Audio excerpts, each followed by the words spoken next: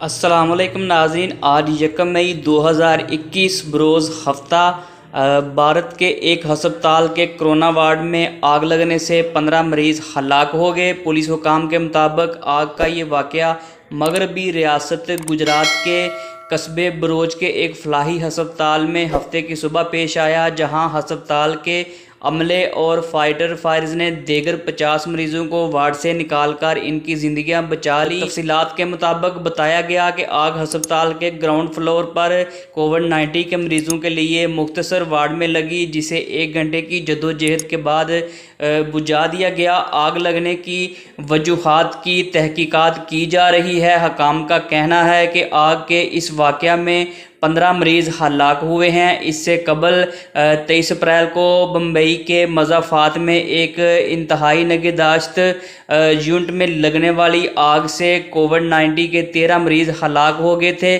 دوسری جانب بھارتی حکومت نے ملک میں کرونا کے کیسز میں ہوش ربا اضافے کے بعد ویکسینیشن کے عمل کو تیز کرنے کا اعلان کیا ہے۔ حکومت کا کہنا ہے کہ اب 18 سال اور اس سے زیادہ عمر کے تمام افراد کو ویکسین دی جائے گی۔